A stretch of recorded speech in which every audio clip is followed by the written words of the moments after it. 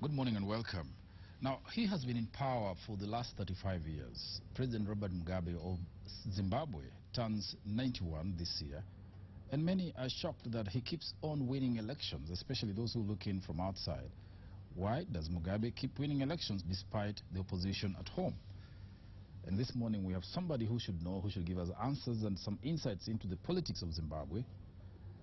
Member of Parliament from Bulawayo, Eddy from the Movement for Democratic Change. Karibu. Yeah, good morning, David. I'm happy to see you. Thank you. It's nice to be here. You describe yourself as a white African. How so? Well, my great-grandfather came to Africa in 1867. Right. So we are 6 generations now in Africa. And my grandfather died in Africa. My father died in Africa. And I will die in Africa. Both my children are there. My grandchildren are there. I'm African. So this whole thing about skin is not really what describes or defines an African and a non-African.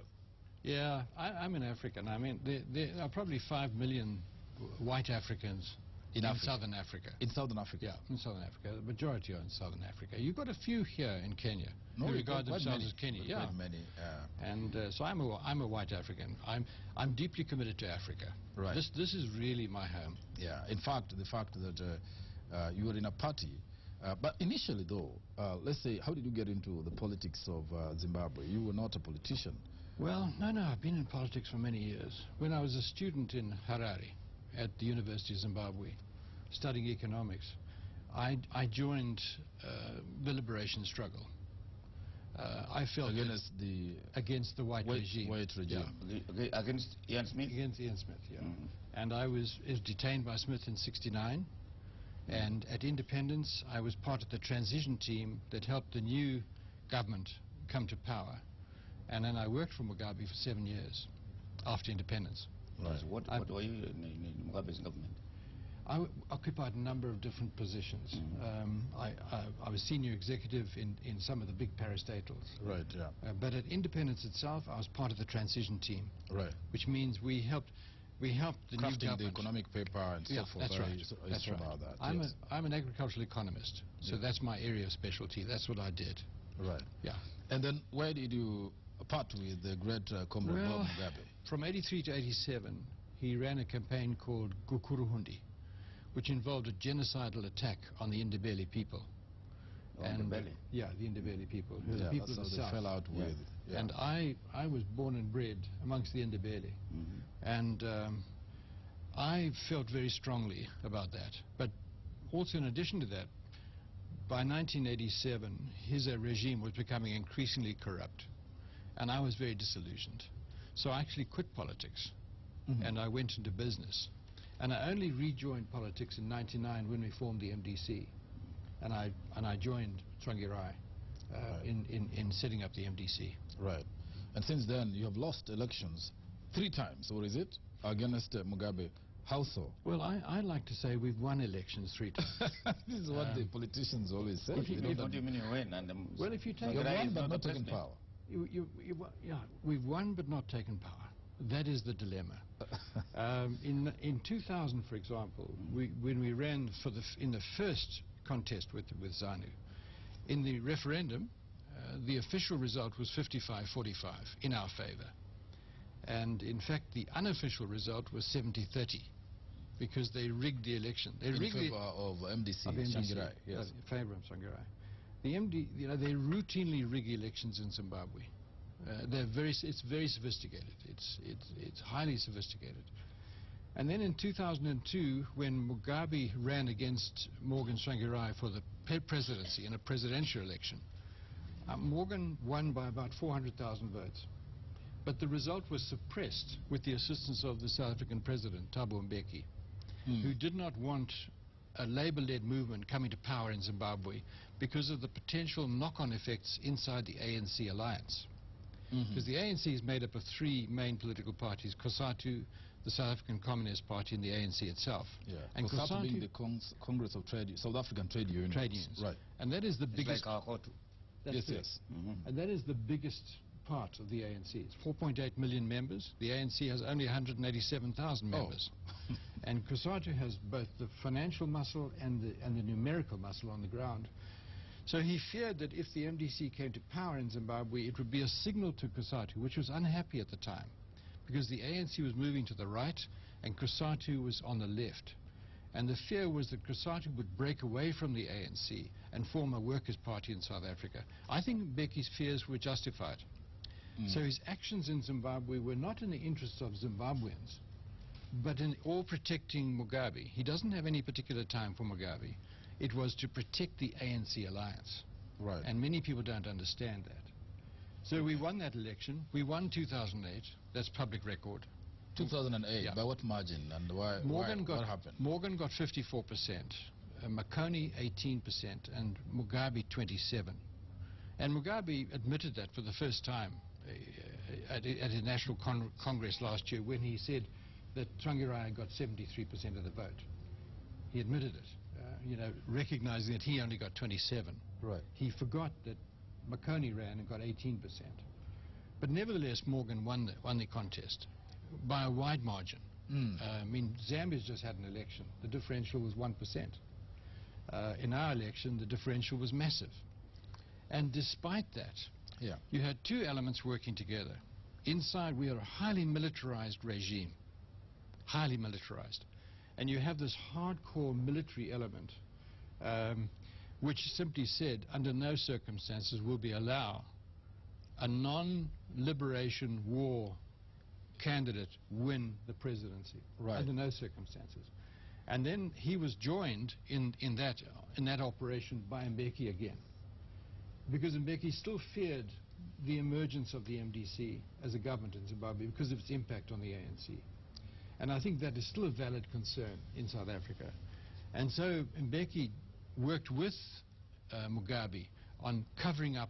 They falsified the result of the election. They announced 48, 43, and 8 as the official result of the presidential election, which was a false result. 48 in favor of Mugabe, 43 no, for 48, Tsvangirai. no, 48 Tsvangirai. 48 Tsvangirai. Yeah, 43 Mugabe, and 8%. That was the official result. That was the official result. 48, Right. 43, 8. And we had the runoff, and then the GNU government, and so on. Right. And the GNU failed principally because the SADC states did not follow through on their commitment on the reform agenda. Doesn't Zimbabwe have an independent electoral commission or electoral body? Well, we have an organization called that. You have an organization called it. And But who appoints it's entirely staffed by members of the security services. Oh. And even the head of the who's a former judge, Rita Makarao, is not totally independent. She's subject to direction by the Minister of Justice. And it's one of the things we tried to address in the Constitution. Under our new Constitution now, we're obliged to have a totally independent and self-governing and self-financing electoral commission. It's yet to be implemented because we've yet to pass the subsidiary legislation to bring that into being. But no, we have an independent, but it's independent only in name. No. So looking at the future, I mean, what chance is there that the opposition can organize itself to wrest power from President Mugabe if indeed you say, in your terms, he is not the popular, elected leader of Zimbabwe? I mean, if you take my constituency, although I remember I'm in the south, so I'm in Ndebele country, where, because of the historical record, ZANU is hated. Not disliked, hated, because of Kukuruhundi. Because of that genocide. campaign Yeah, that's right. or against Ndebele. And in my constituency, for example, 30,000 voters in my constituency, I doubt if ZANU could raise 200 votes. In the last election, there were about 1,700 people voted for ZANU, but my majority was 70%. But the Ndebele people are fewer in population than the Shona. Only Shona. only 17% of the population. In the country? And, yeah. Ndebele are 17%. Shona? 83. 83%. So if Shona go for Mugabe, and Mugabe is... No. But Tsvangirai is a Shona. He's Shona. He's a Shona. He comes from a majority tribal subgroup called the Kalanga. And Morgan is overwhelmingly popular. He's the first leader in Zimbabwe, the first black Zimbabwean leader who has national support. He can He He's can get a crowd credible. everywhere. He's credible. So with that credibility, I mean, with everything you've described, how is it so difficult for him to cruise to the power, to win only but not to take power? Why this obstacle? I mean, It's an issue it's an issue of constitutionalism. Yes. It's an issue of the rule of law. It's the issue of power within society.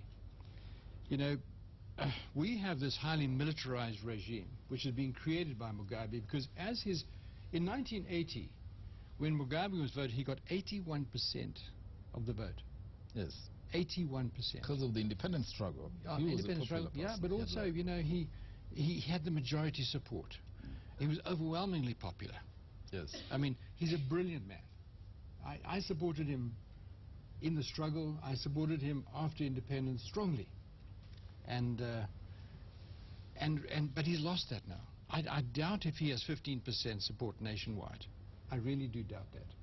And if there's a genuinely free and fair election, Mugabe has no chance of... Where does the military come in when it comes to elections and Well, gaining power? When does it come if you take the last election in 2013, Yes. the ZANU campaign, the ruling party campaign, was run by the military, totally. How can you know, to us, to Kenyans, the military don't but there even is a vote. group of people That's called right. veterans who These- hold great sway That's on the right. politics of Zimbabwe, right? And they think that because they fought the liberation struggle, Yeah. because they gave us independence, because they brought freedom, Yeah. they think they have a preemptive right to power. yes, But the other problem now is fear, because they've committed human rights abuse in the past. There's the genocide, Murambatsina, which was in 2005. There's the crimes against us as an opposition movement. We've had thousands of our people murdered. Arrested and- yes. Yeah. I've had 3 assassination attempts myself against my life. My wife's been in jail twice. I've been in court 60 times. You know, we're under constant pressure from the regime. Now, they are fearful of losing that. They're fearful of what would be the consequences. They're also fearful of losing privileges. Many of them have become millionaires. Yeah. I mean, we've got billionaires. We're a very poor country, perhaps the 3rd poorest country in Africa. But we have billionaires who live the lifestyle. They shop in Dubai. Let's look at one of the policies. I mean, it's interesting to hear from you, being a white Zimbabwean, the policy that Mugabe implemented of land reform. Yes. You know, that was very controversial. Yes. Is that Yeah. now settled and land has been equitably put to where it belongs, the right ownership? The land reform operation has been a disaster, a complete disaster. Why? If you tell that to Africans, you'll say, why would the white people have land in Well, Zimbabwe? I Why? just want to put it to you in this context. Yes. At independence, white Zimbabweans held 50% of the available land, Yeah. agricultural land in Zimbabwe, 16 million hectares. And that was occupied by about 6,000 large-scale white commercial farmers Yeah. who were very powerful, very successful, and Zimbabwe was a net exporter of food across the world. We were the 3rd largest tobacco producer in the world, and so on. After 20 years of ZANU leadership, the number of white farmers was down to about 3,500, 4,000. And the area occupied with them was down to 8 million hectares, down from 16, down by half. But the problem was that Was that willing buyer, willing seller? there's willing buyer, willing seller. Yes. Government had acquired nearly 4 million hectares of land for settlement by small-scale farmers. But in addition to that, there were many thousands, there were 27,000 black farmers occupying commercial farmland. And some of them very large and very successful. But in 2000, when they analyzed the election, the cities voted for MDC, 85%. Yeah. The tribal areas voted ZANU, 85%.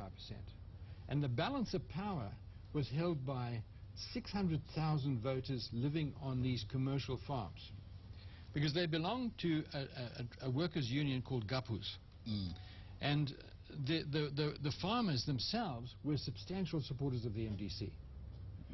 And the problem was that the government looked at that and said, these guys hold the balance of power.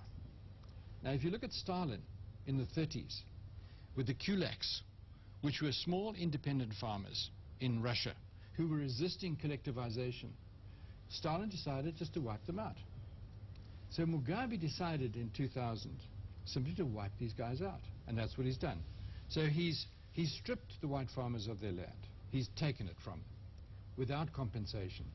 Now, the problem with that is that legally and constitutionally, to take land from someone who's held it by freehold title, even if it's historical and colonial in origin, you have to pay them compensation. And we have not paid compensation. And the total compensation due to farmers who've been dispossessed, including black farmers who've been dispossessed, is about $8.5 billion US. We don't have that money. And so the problem with Zimbabwe is that the people occupying the land have no security. They cannot take their title deeds to a bank and say, I want to borrow $100,000 to crop this season. So why do they get the land if they have no titles? Yeah, they don't have titles. It means they can't farm. They can't, precisely. Then why have the land then? Yeah, precisely. So this is where we are now. Yeah. Now, there is emerging in Zimbabwe new leadership on the ZANU side, because the old man is getting very frail, and he's plagued by illness, and he's beginning to pass on the baton to a new generation of leadership. Yeah. And I believe that that new generation of leadership in Zimbabwe, even though they are ZANU, are in fact hold the key to the immediate future, and they are going to, I think, put this situation right. They're talking about compensation, they're discussing it with the international community, they're talking about reform, they're talking about putting the economy back on its feet. And I think that this is where the hope, the immediate hope in Zimbabwe lies. Yeah. So who do you think will take over from Mugabe? He's 91 now, in terms of their political lineup. We've been through a political coup in the last 6 months. And a man by the name... We haven't heard about it. All you know is that Mujuru, was she called Mujuru? Yeah, Mujuru was the vice president for 10 years. Yes. And was clearly the most popular politician in ZANU. In fact, we in the opposition in the MDC regarded Mujuru as our only real opposition in a democratic sense. Right. We feared that she would ever become candidate for ZANU because she held some popular sway in the country. We always wanted Mugabe to be the candidate against us because he's least popular and has no pull anymore. But a man called Mnangagwa, who's been in ZANU and was a Liberation War veteran, but a younger one. He's 62 or 64, I think, something like that. He has made a determined bid for power. And as part of that bid, the first thing he had to do was destroy Mujuru, which he did. We call him the crocodile. And you know, if a crocodile goes, when he's threatened, he goes under the water. You don't see him.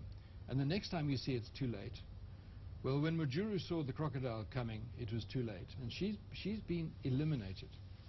And she was accused of trying to undermine the president or plot his assassination or something. That is politics. Yes. That is fabricated. I don't believe that for 1 minute. But the reality is that Mnangagwa has become senior vice president. And therefore, constitutionally and politically, he will assume the presidency should the president die or be incapacitated. And I think what's happening right now is that Mugabe is handing authority to run the state. Not to take over the presidency, but to run the state operationally to Mnangagwa. And I think that process will be completed by April. Yeah. And Mnangagwa represents a new generation of political leadership. Not a young generation like Tsvangirai. Yeah. He's not that new. He's part of the ruling party. But the advantage he has is he has the support of the military. And I think, too, the model for me is Myanmar. I think Zimbabwe is going through exactly the same process as Myanmar. Aung San Suu Kyi, overwhelmingly powerful, but denied the presidency. Never takes power. Never takes power. Yeah. Morgan Tsvangirai, overwhelmingly popular. But you see that situation continuing under Mnangagwa, because of the controlled by the military. So the military will continue to play a big role in Zimbabwean politics, you think, or to hold who takes power there? The political power structure in Zimbabwe is not happy about the overdue influence of the military. And I don't believe that even in ZANU they are happy. They would like to see the military power reduced. But how do you get there? It's like Myanmar. Go back to Myanmar. For me, the model is Burma, Myanmar. How do you get the hands of the military junta off power? Yes. When you see what the lifestyle they've had and the power they've had in Myanmar. Now, so what's happening right now is that the new leadership in ZANU is instigating a process of reform because they need engagement with the West. And it's interesting, too, that just like Myanmar, China is, for the first time, is working with the West. China. With the West? Yeah, working with the West. The Zimbabwean... On the Zimbabwean issue. Yeah. Because China's saying to Mugabe, you've got to fix your relationship with the West. Now, to get someone like Angela Merkel or Obama, who are really tough on Zimbabwe, for some reason they both take a personal interest in Zimbabwe, to get them to agree to engagement means there has to be reform. And I think we are at that stage now. So it's a fascinating situation. Okay, what was the election of President Mugabe as the AU chair, a week ago, likely to have on his relation with the West and the countries which have shown disapproval of his continued leadership of Zimbabwe? Will it lift the lead off? Because now there are travel bans or issues like those and restrictions on his cabinet. Yeah. Had his election to the AU not happened in the context of the domestic changes that are taking place, had it been in isolation, it would have created severe diplomatic problems for the West. Because Mugabe is not personally acceptable to most Western states. Yeah. And I think that in the context of the changes that are taking place in Harare, which the West knows all about, I see a real opportunity here for re-engagement with the West. And I think by the end of this year, you're going to see dramatic changes. So you see the world softening a little? Yes. Because of the AU passport that he has to, because now they have to deal with him as AU chair somehow. Of course, yes. Yeah. But it's also, remember, it's also changed Mugabe himself. Because this is the pinnacle of his political career. He is the most powerful African in the world today. Is that so? Oh, yes. Well, in terms of domestically at home, perhaps? No. He's chairman of AU, he's chairman of SADC at the same time, and he's president of Zimbabwe. And for Mugabe, look at it from his perspective. Yeah. He spent his whole life struggle, 70 years. 17 years they were fighting a bush war. And now, at the end of his life, it's the political pinnacle. It's the highest achievement in his whole life. And I think, for us in Zimbabwe, it is the reason why he's letting go. And he has to let go. What are the signs that he's letting go? Well, you can see it domestically. There were 17 ministers fired in a dramatic cabinet reshuffle in December. Reason? It's the new team taking over. Okay. There'll be another cabinet reshuffle probably in another 6 weeks or so, and more of the old guard are going. And a new team is coming into play. And I see that is the key. That is the key. That is why, personally, even though we're in a really bad situation right now, we have deflation, we have a contracting economy, we're politically isolated, I see the real prospect for change for the first time. Yeah, but is there hope? I mean, really, obviously, we look always up to the West. African countries have this propensity to look outside for, to help the push for reform, democratic change, and governance. Yeah. Any role that African, with these societies, organizations, SADC, Africa Union, what role can they play to make African governments more responsive and democratic? Hold leaders like Mugabe and others. We tried that with the Government of National Unity. Yes. When SADC had that responsibility. They had the responsibility of supervising a process of reform and transition to a democratic state. Yes. And they failed completely. They failed completely. They're unable to push their fellow countries because of this sovereignty issue, or? They stepped into the ring in 2007 when Zimbabwe was collapsing. and we were becoming a failed state. In 2008, we were a failed state. You know, our schools were not working, our hospitals were closed. Exchange rate, I remember you used to carry bundles of money like this to... $1 billion wouldn't buy a loaf of bread. And our inflation rate was 250 million%. So we were a failed state in 2008, and they stepped in. I mean, a third of our population has fled the country as economic refugees. A third of our population. To South Africa, that's why they had... principally South Africa. Yes. I mean, South Africa, we've got millions of people. You can speak Shona on the streets of some of the suburbs of Johannesburg. Right. And they stepped into the ring. They forced us into a government of national unity. In other words, they forced the two major parties to cooperate and to compromise. And then they failed to follow through on enforcing the reforms. And they allowed the military, which were running a parallel government inside the Zimbabwe government, to manipulate the final election.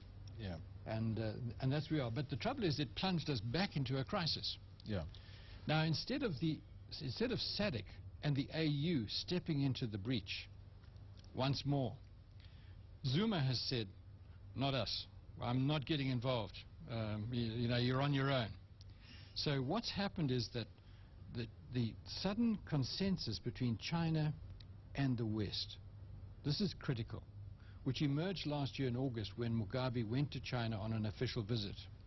And the Chinese told him for the first time, Mdara, it's time to quit. It's time to do a deal. It's time to put your house in order. And that has essentially forced us into the arms of the West. And the West now, just like SADC during the GNU was in charge of the reform process, today I believe the control of that process has moved back to the Western nations with the support of China. And it'll be the West which will give us conditional support. It'll say to Mnangagwa, we will support you. We will give you the funds to get your economy back on its feet. We'll give you the funds to put your education right. But you have to deliver. You have to deliver the reform agenda. Yeah. And I think that is the guarantee. There is an organization AU called NEPA. Yeah. What role does it play in Zimbabwe politics? Absolutely none. No influence, none whatsoever. Peer review mechanism is not working. It's a dead letter. It's a dead letter. Let's look at the situation in Zimbabwe for somebody who hasn't visited there. Those sanctions and restrictions which are placed on the country and resulting in the economic downturn completely. Meltdown. How bad was it, and what are the sanctions that have been put on the country that are biting? Well, the sanctions regime is quite difficult to explain because it's quite complicated. Rhodesia was under sanctions for 15 years. Yeah. These were United Nations, Security Council mandated sanctions, which were mandatory, which meant it was illegal for anybody to do business with Zimbabwe. There was a military blockade off Beira, run by the British. So we were in the Rhodesian days, under real sanctions. What they've done now is the United Nations the United States has imposed on us limits on how we can operate financially throughout the world. So if you were to make a transfer to Zimbabwe through an international bank, Citibank in New York, the transfer would be held up. The payment wouldn't go through. It wouldn't go through to Zimbabwe. No. The Americans would hold it up. And it's that is ordinary citizens. How does that? It doesn't affect us at all. We can move anywhere in the world. We can do whatever transactions we like. We have no exchange control. But the foreigners cannot deal. Nationals of those countries like USA cannot deal. The problem is the pervasive control that the Americans have on the world banking system. Yes. And their majority inside the IMF and the World Bank. So that none of these multilateral agencies will assist us. They cannot, they're not allowed to assist us. Yeah. Now, that's made things difficult for us, but not impossible. I mean, the Rhodesians survived. But to give you some idea of how severe our economic crisis is, you just got to compare Zimbabwe with Botswana or Zambia, our neighbors. In 1980, we had an income per capita double that of Botswana. We were a middle-income state with a reasonable standard of living. We were a net exporter of food, and we provided jobs for 40% of our population. In 2014, we had the third lowest income per capita in Africa. Botswana now has income per capita 10 times that of Zimbabwe. 10 times. And Botswana is a middle income state. We have the highest maternal mortality in the world. We have one of the highest infant mortalities in the world. What is the average per capita income in Zimbabwe right It's now? about $750 a year. That's the average. But 2/3 of our population live in absolute poverty. 2/3? 2/3. That's the statistic, official statistics. Yeah, we only employ today, out of a 12 million population, we employ about 550,000 people. So less than 6% of our population is in paid employment. And 70% of our economy is informal. And with the 2013 victory by ZANU-PF, the gains of the GNU economically have all vanished. I mean, within days, there was a collapse of confidence. What about the food situation? We import 70 to 80% of our food. And when do you get the money for?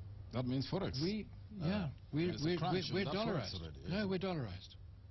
There's no exchange control in Zimbabwe. It's complete freedom. You can import whatever you want, you can export, provided you can pay for it. So our imports are enormous. Well, if you're watching this show, of course, you can send us your text or messages to, then we can have Eddy Cross respond. You know, Force is an opposition member of parliament, twice elected to in Zimbabwe, second re-election, I mean the re-election in 2013, so we are serving a second term. MDC, member of parliament, so the government is not much represented here, but we will play the government for a moment. How come, or rather, let me say, what is in terms of policy and kind of leadership that MDC or Morgan Tsvangirai would like to introduce, how different is it from what Mugabe's government, ZANU, is implementing in Zimbabwe? What are the stark differences between the two in policy terms? Well, number one, we're a social democratic party. So we belong to a family of nations in the world which are social democrats, which means we believe in a free market economy, but we treat the economy like oxen. And they have to pull the state, but we give them freedom, we look after them. So we'll give businessmen no price controls, freedom to operate, full support by the state, support for entrepreneurs and so on, but expect them then to pull the state, to pay for education, to pay for health, to pay for social services. And I think that's how we would view the state. Now, this is quite different. ZANU is still a Marxist-Leninist party from the Liberation War, but it's now a totally corrupt and incompetent administration. I mean, it's extraordinary. You know, I sit, and I'm partially a bureaucrat. I'm an economist. I worked for government for 20-odd years. And so I have lots of experience in government. And I cannot believe that we've learned so little in 35 years. They still make mistakes. And the problem with 2013 was 2013 came along, we had 4 years of the GNU, where the MDC had critically steered the economy back onto its feet, with Tendai Biti as Minister of Finance. He was brilliant. From the opposition, He was brilliant in that position. And Mangoma brought sanity back to our energy sector and so on. Our health sector was put back on its feet. I mean, before we got into government, our schools were not operating. 73% of our girls were not in school. Within 18 months of the MDC coming to power, we had 90% of our kids back in school. We had all our hospitals running. Now, when 2013 came along, ZANU reassumed full control of the state, and then promptly went back to their old ways. And the markets in Zimbabwe said, "Hey, this is crazy." The stock market lost 35% of its value within 2 weeks. $1 billion left the banks. 10 banks have failed since their victory. 10 banks out of 23. Liquidity just vanished. There's no liquidity in Zimbabwe. Yeah. There's no confidence in the business sector. Nobody's investing. Yeah. There's not 1 cent. Mozambique last year, $5.7 billion of FDI. Zimbabwe, $150 million. So, you know, we're in a catastrophic situation again. Our economy is contracting. I think it's contracting very fast at the moment. Yeah. Our income to the government is contracting. And this is creating severe difficulties for us. You are saying very strange things to Kenyans, that children don't go to school.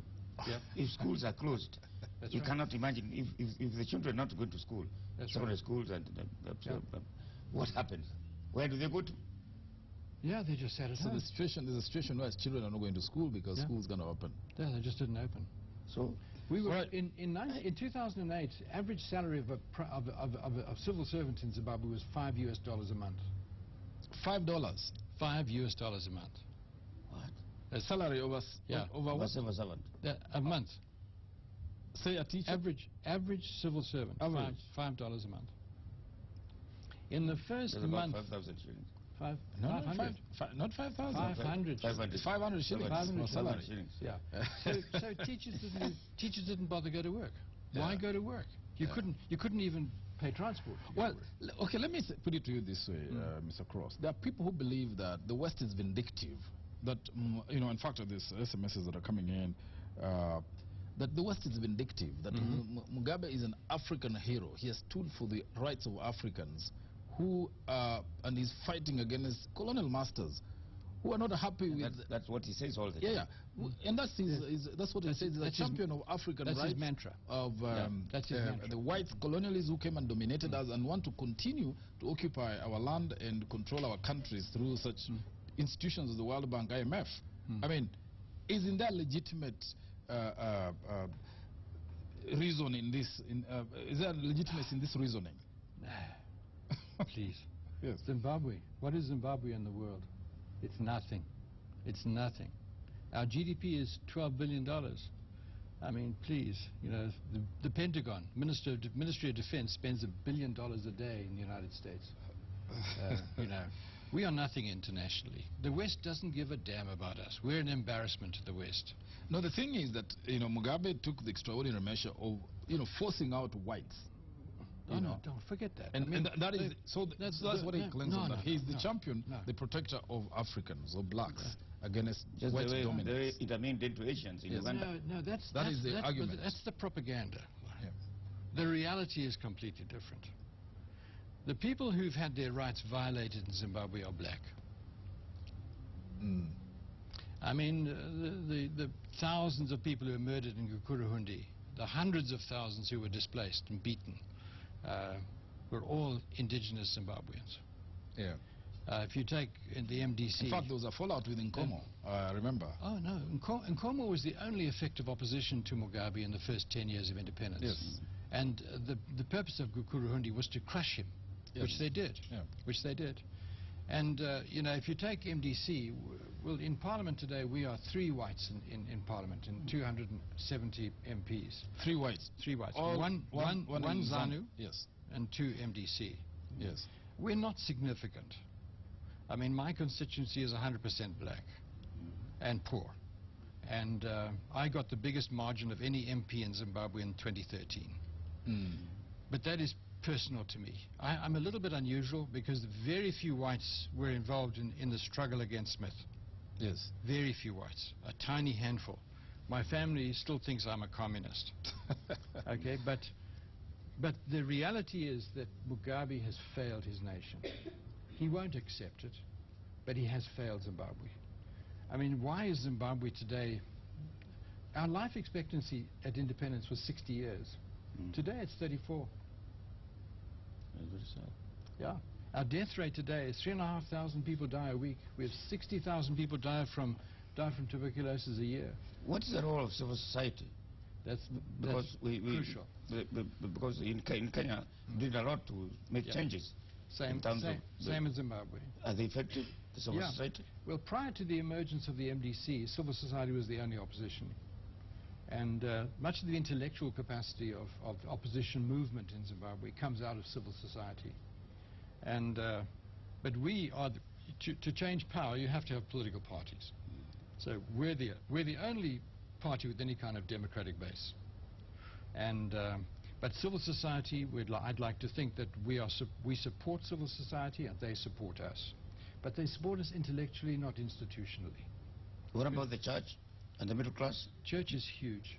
80% of Zimbabweans go to church now. Yes, but do they fight Mugabe? No. They're very mixed. Yeah. Parts of the church support Mugabe. Why, with all this kind of suffering? You know, the church has its shortcomings.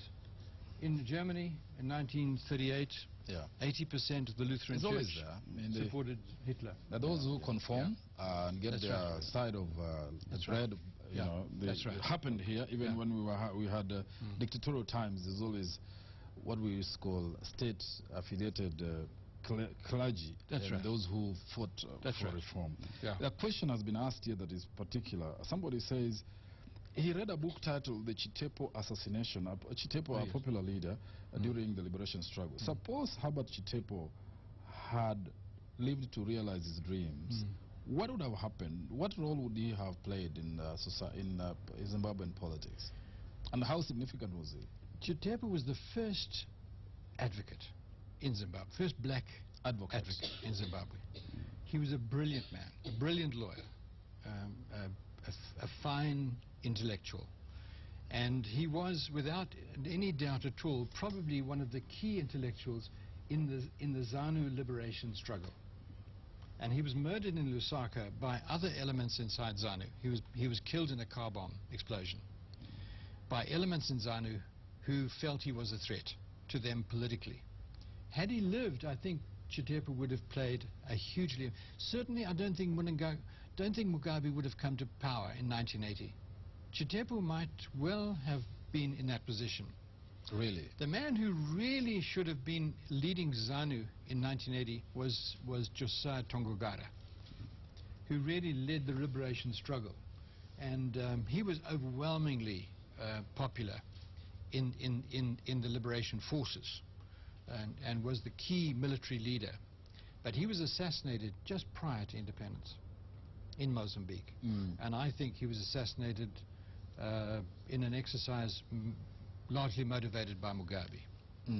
And I think most people in Zimbabwe accept that today. So Chitepo... But he was eliminated to pave way for a political rearrangement. For Mugabe,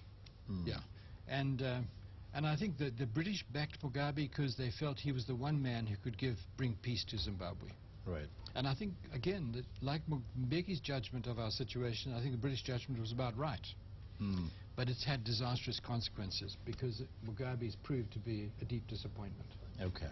All right, final thing, of course, after the president came back from the AU, glorious moment for him, elected chair of AU, and there was that small incident at the airport as he came off the plane. He tripped and fell, and the consequences have been dire for some of his security people.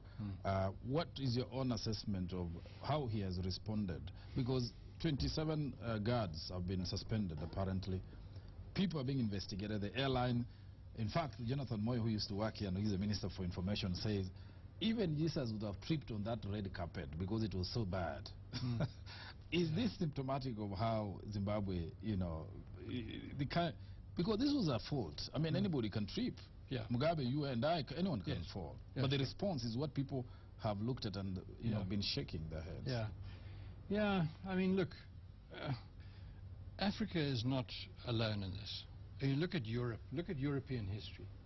How many times in European history has a dictator, like in Spain or in Italy or in Germany or in Britain, take medieval Britain, and if his guards allowed that to happen to this dictator, he would have had their heads cut off. He wouldn't just fired them, he would have had them killed. So I think it's just symptomatic of the kind of leadership that Mugabe's come to represent. I think he's an elderly man. If you meet him close up, I see him regularly in the House of Assembly and elsewhere. He's quite short now, he's shrinking, he's elderly. Yes. He's frail. Yes, at 91. And at 91, that's how it is. Yes. So, but you know, in African culture, we respect age, Yes. And I don't think we should mock the old man for a stumble at the airport. And I don't think we should laugh about it. Yeah. I think it's serious. I think the situation with his wife is more serious at the moment, immediately, because Grace is very ill. She's in a Singapore hospital, and our information is that she's in intensive care at the moment. She's got cancer, and she's had a major operation, and she's had post-operative complications. In fact, I understand that Mr. Mugabe is in Singapore with her right now. Okay. So she, I think for him this is a real crisis. Yeah. Because his first wife died of kidney failure. I think if he loses his second wife, in the same way, it'll be a tragedy for him. Yeah. All right. Okay, we have to end there. Thanks, Eddy Cross, MP from Bulawayo in Zimbabwe, twice elected to Parliament on MDC, the Movement for Democratic Change, led by Morgan Shangirai. We're looking at Zimbabwe, Mugabe's politics, and all the issues around there and going forward. And our best wishes to you. And you told us you worked for Moi. Yes, for a short time. Yes. What are you doing for the president? I was consulting on the future of the cattle industry in Kenya. Livestock? Livestock, yeah. Particularly cattle. Yes. And I worked for Arap Moi for 2 or 3 weeks, advising his office as to what to do with the Kenyan cattle industry. All right. He didn't do what I told him to do. He didn't? No. All right, we have to end it there. Thank you very much. Of course, Mr. Cross is here to attend our climate change conference, but we didn't get into that because we thought Zimbabwe is more key for us to get insights into what's happening there. Thank you for watching Power Breakfast. Let's have some music and tie up our breakfast show.